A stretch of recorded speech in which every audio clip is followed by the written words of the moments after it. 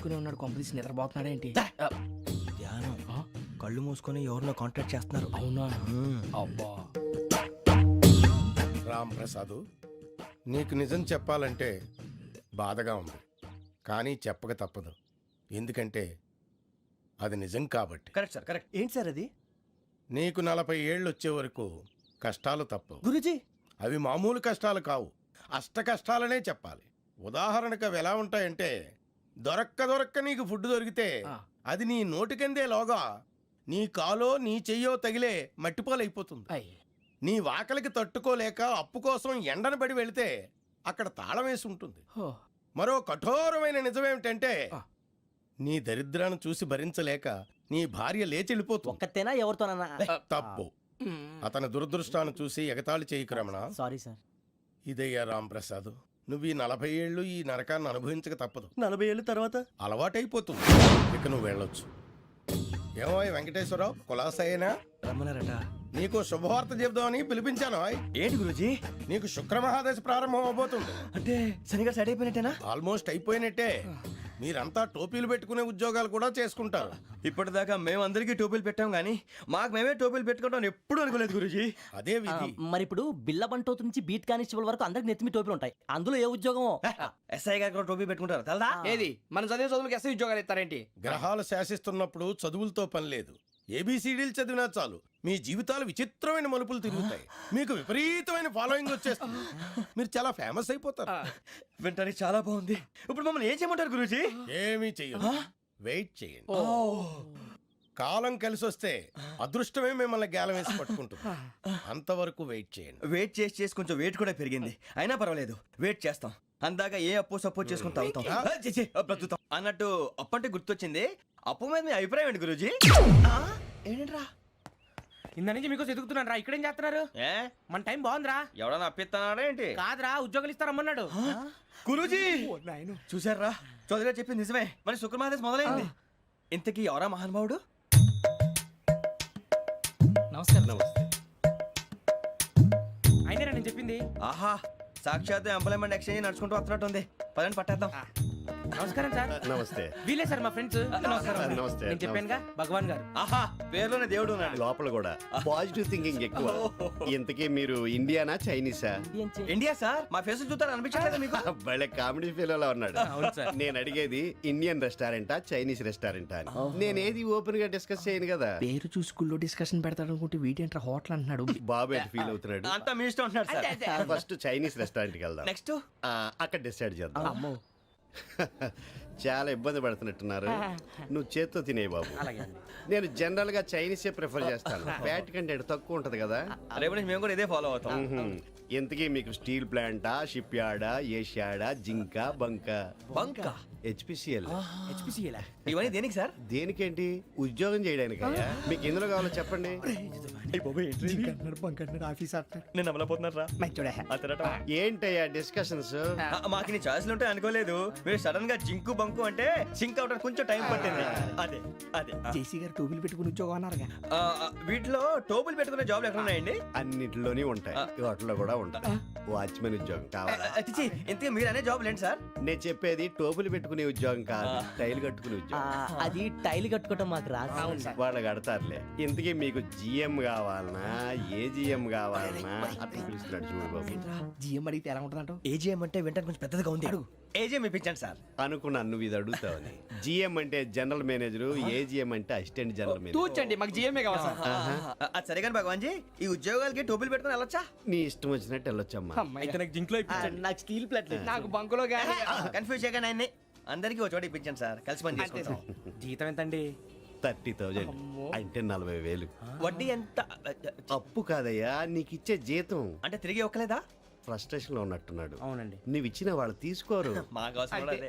అంతేకాదు ప్రతి నెల గ్రాట్యుటీ, పిఎఫ్, సిఎఫ్. బియ్యం కూడా సార్? ఏ నువ్వు యాక్ట్ చేస్తావా? భగవాన్ జీ, మీరు ఇదంతా ఎందుకు చేస్తున్నారు? ఊరికే మాత్రం కాదు, నేను మంచోడని చెప్పి నా కారు పెట్రోల్ లేకుండా వెళ్తుందా? వెళ్దాం. నేను ఇచ్చుకోవాల్సినవి ఉంటాయి కదా. ఇలా చూడు, అందుకని ఉద్యోగానికి వాళ్ళ ఆకారం తీసుకుంటా. మా గెటబుల్ చూసి మీరు అపార్థం చేసుకుంటున్నారు. మాకంత పొజిషన్ లేదండి బాబు. పోనీ నలుగురు కలిసి ఉద్యోగం చేసుకోవచ్చా? మీ దరిద్రం నాకు అర్థమైంది. థ్యాంక్స్. మీ నలుగురు కలిసి ఓ ₹1,00,000 ఇవ్వండి చాలు. నేను నమ్మనరా, డబ్బుల విషయంలో అసలు నమ్మను. నాన్నగారు మీరు అలా అంటాం భావ్యం కాదు.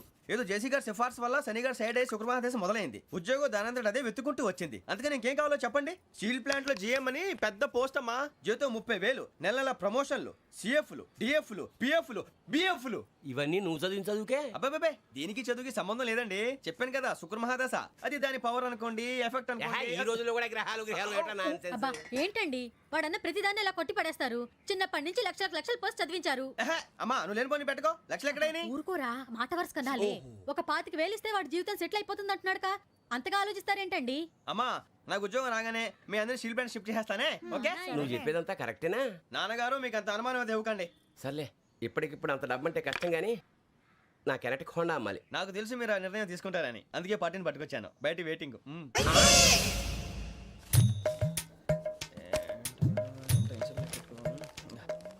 ఇవ్వండి.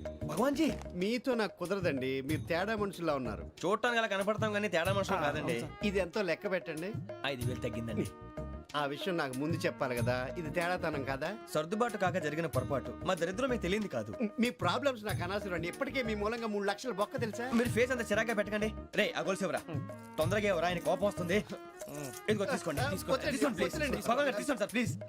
భగవాన్ గారు మీ కోపం తగ్గిందా? కోపం కాదు వెంకటేశ్వర గారు, ఎందుకో మోసాన్ని భరించలేను. అది నా బలహీనత. ఇవన్నీ వదిలేయండి. ఇంకోసారి పొరపాటు జరగదు. మేము ఎప్పుడు జాయిన్ అవ్వాలో చెప్పండి. కొత్త బట్టలు కొనుక్కోవాలి. మీరు ఆ పనిలో ఉండండి. పొద్దున్నే గుడికి వెళ్ళి 9:30 కల్లా మొన్న వచ్చారే ఆ ఆఫీస్కి వచ్చేయండి. మీ అపాయింట్మెంట్ ఆర్డర్స్ రెడీగా ఉంటాయి. 8:30కి వచ్చేస్తాం. మీరు వచ్చిన వాళ్ళ తలుపులు తీరు. మీ కంగారు నేను అర్థం చేసుకోగలను. ఇంతకాలం పని లేక స్తంభించిపోయిన మీ జీవితాలు ఇక నుంచి వేగం పుంజుకుంటాయి. ఆయన ఉన్నారా? ఎవరు? భగవాన్ గారు. మీరెవరు? ఆయన క్లోజ్ ఫ్రెండ్స్. సరే లోపల రండి. పదా సార్ వీళ్ళు భగవాన్ క్లోజ్ ఫ్రెండ్స్ అంటారు. సరే నువ్వు వెళ్ళి నేను మాట్లాడతా. సార్ మీరంతా భగవాన్ స్నేహితులా? అవును, అలాంటి స్నేహితులు ఉన్నందుకు గర్వపడుతున్నాం. సరే ఏంటి సంగతి? ఏముంది, మా అపాయింట్మెంట్ ఆర్డర్ చేస్తే పట్టుకులు చేరిపోతాం. ఈ రోజు గురు పౌర్ణమి, మంచి రోజు. అపాయింట్మెంట్ ఆర్డర్ ఏంటి? మీకు అందాల్సిన నీకు అందనట్లేదు. ఏంటది? ఏంటంటావేంటి? ఒక్కోడు 25,000 ఇచ్చాం. భగవాన్ గారి హెల్పింగ్ నేచర్ కాబట్టి తక్కువ రేటుకి ఒప్పుకున్నాడు. ఇంతకీ ఇది ఏ ఆఫీసో మీకు తెలుసా? తెలుసుకోవాల్సిన అవసరం మాకు లేదు. కానీ చెప్పాల్సిన అవసరం మాకుంది. యాంటీ కరప్షన్ బ్యూరో అంటే అవినీతి నిరోధక శాఖ. లంచం తీసుకోవటమే కాదు, ఇవ్వటం కూడా నేరం. మీ భగవాన్ గారు ఒక 420. మా బాబుకి ఇన్ని తిట్లు వచ్చిన విషయం నిన్నే తెలిసింది నాకు. ఇంతవరకు మా బాబు నా ఒట్టుమే చేయలేదని మీ అందరితో గర్వంగా చెప్పుకునేవాడిని. First time man handing record 5,000 తక్కువే నా గోల్ చెలుగు లాగేస్తున్నాడు. అంతే. అరే కోపడకండి రా, వాడు ఇక్కడే దొరుకుతాడని మా ఫ్రెండ్ చెప్పాడు. తొక్క దొరుకుతాడు. మీకు జింక్ లో కావాలనా, బంక్ లో కావాలనా, స్టీల్ ప్లాంట్ లో కావాలనా, షిప్ యార్డ్ లో కావాలనా? అంటే ఎక్కడ పడితే అక్కడ ఇప్పిస్తారా సార్? ఎక్కడ పడితే అక్కడ ఎలా కావాలంటే అలా చేసుకుందాం. ఇబ్బంది ఏమీ లేదు. ఆపరేషన్ లో కావాలనా? అవి గేమ్స్ కదా సార్. ఆ స్పోర్ట్స్ కోటా లేవయ్యా. ఏమైంది సార్? ఉద్యోగాలు ఇప్పించమని ఎంట పడుతున్నారు. నువ్వు టచ్ లో ఫోన్ చేయ.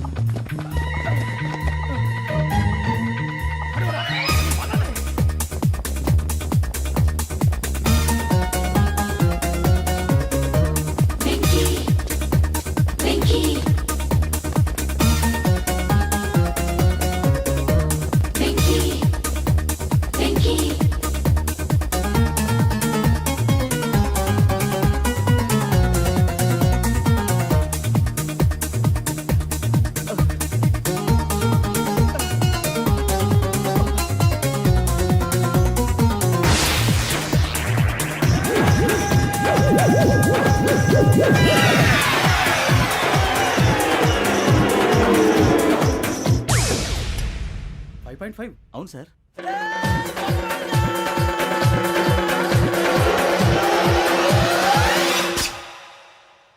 గ్రేట్.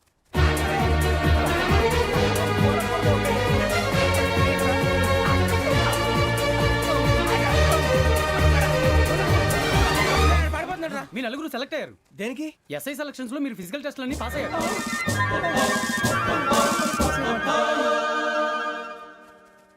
కానీ మేము అప్లై చేయలేదు సార్. అప్లై చేయలేదా? చేయి వదలకండి సార్, కాలు పట్టుకోవాల్సి వస్తుంది. రాగరాకు వచ్చిన అవకాశం. సరే, మీరంతా డిగ్రీలు పాస్ అయ్యారా? ఎప్పుడో. ఓకే, ఇప్పుడు అప్లై చేయండి. Thank you sir. నేను మేనేజ్ చేస్తాను. Thank you sir. మీరు రిటర్న్ టెస్ట్ ప్రిపేర్ అలాగే sir. All the best. Hello, నేను గజాల మాట్లాడుతున్నాను. గజాల? జీకే గజాల మగాండి సార్. అయితే నీకు కావాల్సిన కెమెరా నా దగ్గర ఉంది. కెమెరా?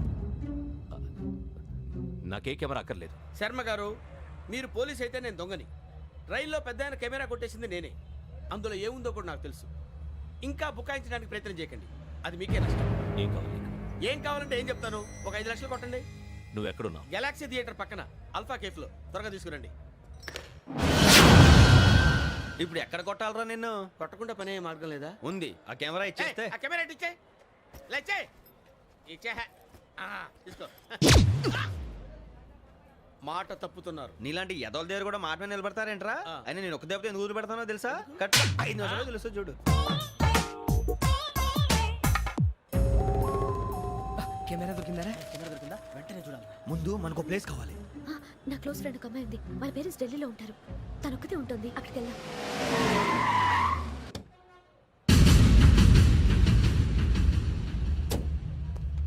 గజాల ఇక్కడ ఆడున్నాడు సార్.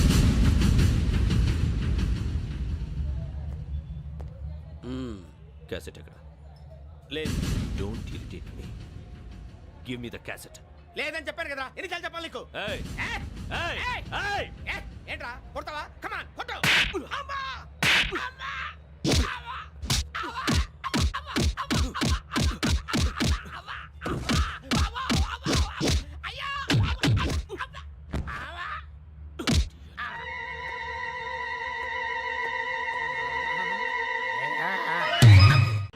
అమ్మయ్యా, ఈ క్యాసెట్ గవర్నర్ గారికి అందిస్తే మనం ఈ నేరం నుంచి బయటపడిపోయి మన ఉద్యోగాలు మనం చేసుకోవచ్చురా. ఉద్యోగాల మాట దేవుడు ఎరుగు. ముందు మన ఊరు వెళ్ళిపోతే ఏ అప్పు సొప్పు చేసి బతికేయచ్చు. ఒరేయ్ అన్నట్టు చాన్నాలేంది మందేద్దాం రా. అవునరా?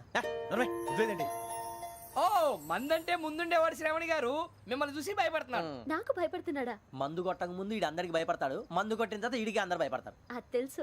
అబ్బే, ఇప్పుడు అలాంటివి ఏం జరగవండి. కాకపోతే ఈ మధ్య కొంచెం టెన్షన్స్ ఎక్కువై మీకు తెలియదే ఉందండి. ఈ ఒక్కసారి కాదనకండి ప్లీజ్ అండి, చెప్పరా. ఈ ఒక్కసారి ఆ, సరే, హ్యాపీగా తాగండి, నాకేం ప్రాబ్లం లేదు. అబ్బాబే వద్దురా. ఆడపిల్లల ముందు మంత తాగడం పద్ధతి కాదు. అది నాకు ఇష్టం ఉండదు. హలో, మీతో పాటు నాకు ఓ వైట్ బాటిల్ పట్టుకురావడం మర్చిపోవద్దు.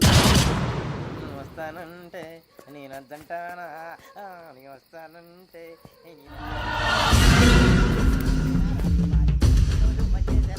చాలా రోజులైంది.